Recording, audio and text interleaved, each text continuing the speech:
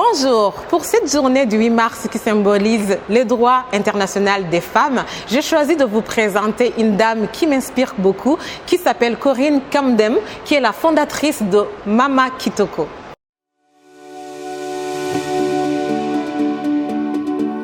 Alors bonjour à tous et bienvenue sur la chaîne Elzoz. Aujourd'hui on est avec Madame Kamdem qui est la créatrice de Mama Kitoko. Mama Kitoko, bonjour. Bonjour. Alors, on va discuter ensemble, comme je vous ai dit. En fait, le but est de découvrir les femmes qui ont osé créer leur société, qui n'ont pas eu froid aux yeux, les femmes qui vont vous inspirer. Alors, Corinne Kamdem, Mama Kitoko, c'est quoi? Alors, Mama Kitoko, c'est un réseau d'affaires au féminin. C'est un réseau que j'ai décidé de mettre en place pour pouvoir entraider la femme, pour pouvoir la motiver et la booster à entreprendre. C'est un réseau d'affaires basé à Genève, mais qui exerce à l'international. Au jour d'aujourd'hui, nous avons des membres aussi bien en Europe, en Afrique qu'au Canada. Ma vision, c'était vraiment que ça soit un réseau ouvert au monde, à la femme, mais au monde. En fait, comment ça vous est venu l'idée de créer Mama Kitoko? Alors, j'ai eu l'idée de créer Mama Kitoko parce que je recherchais tout simplement un réseau au féminin. Parce que Mama Kitoko, c'est avant tout un réseau d'affaires au féminin. Ouais. J'avais l'habitude de côtoyer des réseaux d'affaires, mais c'était souvent des réseaux d'affaires mixtes, ouais, ou bien féminins, mais pas avec ce dynamique que moi je recherchais. Donc je me suis dit, si je ne le trouve pas, pourquoi pas le créer? Je voulais savoir, est-ce que vous avez rencontré des difficultés en créant votre entreprise en fait, dans l'entrepreneuriat? Parce qu'on entend souvent que c'est un sport de combat. Comment est-ce que vous avez pu encaisser les coups, si jamais vous en avez eu en fait lors de la création? Alors, avant de créer Mama Kitoko, j'étais déjà dans l'entrepreneuriat parce que j'avais une boutique en ligne de vêtements pour enfants. D'accord. Donc, j'avais déjà un pied dans l'entrepreneuriat et bien évidemment, j'ai eu à faire face à de nombreux obstacles. Mais si je dois être plus précise par rapport à Mama Kitoko, je pourrais dire que c'était surtout au niveau des mentalités. Au niveau des mentalités. Donc, beaucoup de femmes ont du mal à comprendre l'apport qu'un réseau féminin peut avoir dans leur chemin entrepreneurial. Et il fallait vraiment un peu expliquer, rentrer dans les détails, essayer de faire comprendre tous les bénéfices qu'elles ont à intégrer un réseau d'affaires. Donc les obstacles, je pourrais dire, c'est souvent, pour ma part, ça a été au niveau de la compréhension. Ouais. Et comment vous avez pu gérer alors? Comment vous avez trouvé les astuces pour pouvoir pallier à ça et les faire comprendre qu'un réseau d'affaires au féminin était bénéfique pour elles?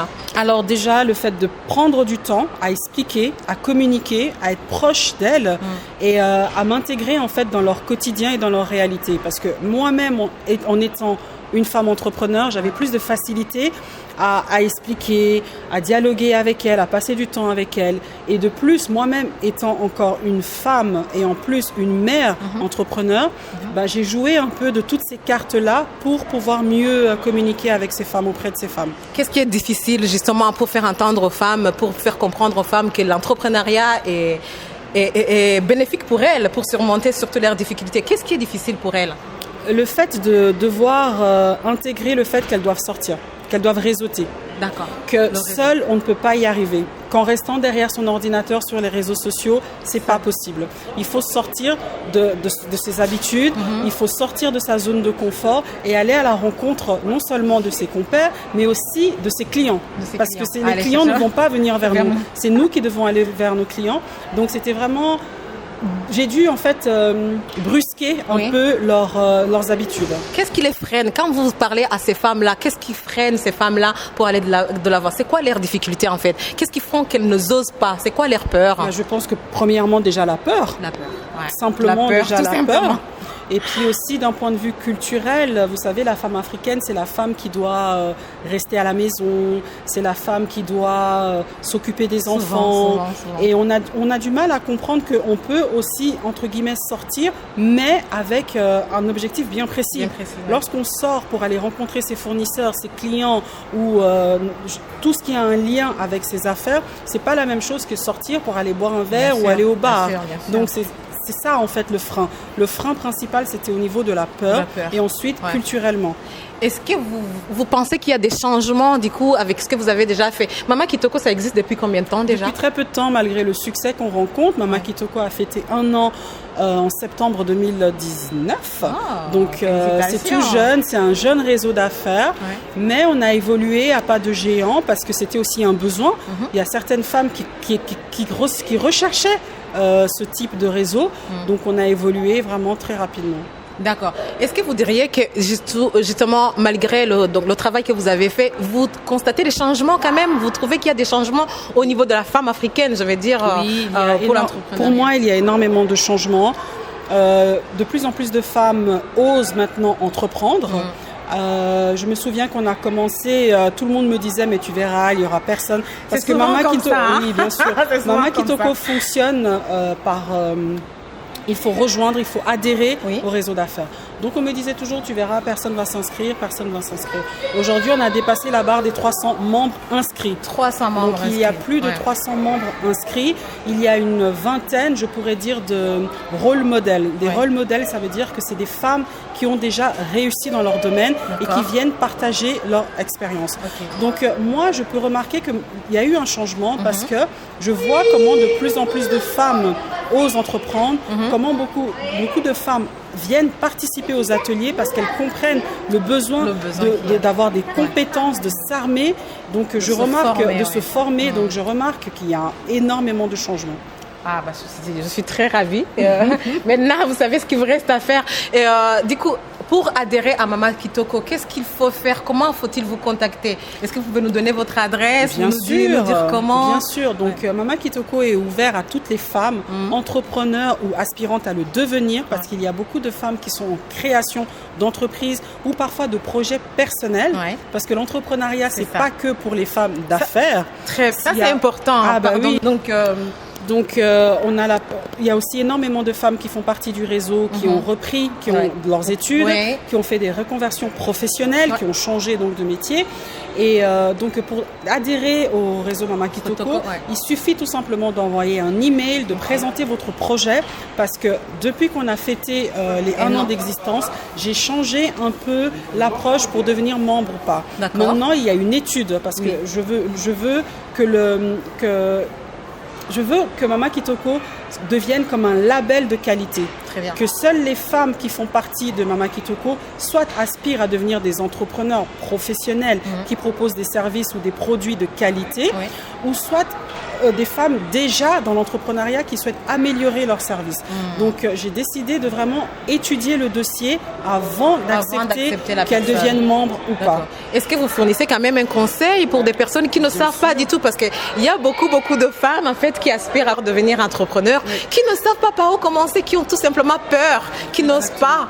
Donc Mama Kitoko est un réseau d'affaires au féminin avec plusieurs pôles. Il y a le pôle donc développement personnel où on organise des ateliers pour motiver et booster la femme parce que le développement personnel c'est très important dans l'entrepreneuriat.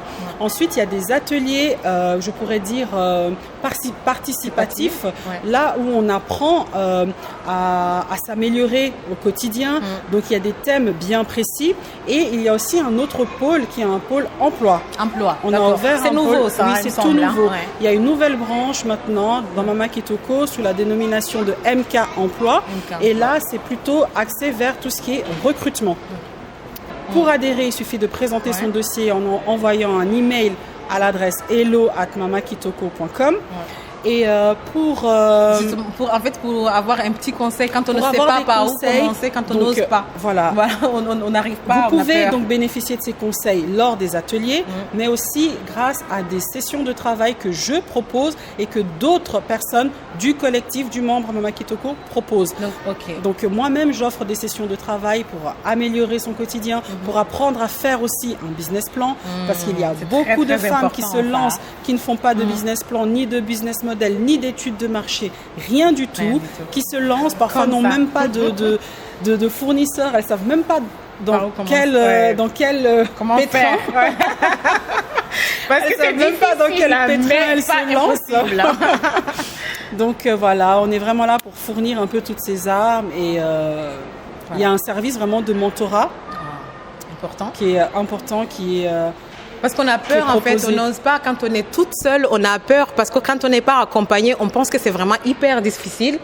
Et du coup, on ne peut pas aller plus loin. D'accord. En fait, la question qui m'amène aujourd'hui, c'est Mama Kitoko, vous avez osé. Quel est le conseil que vous donneriez à toutes les femmes pour oser?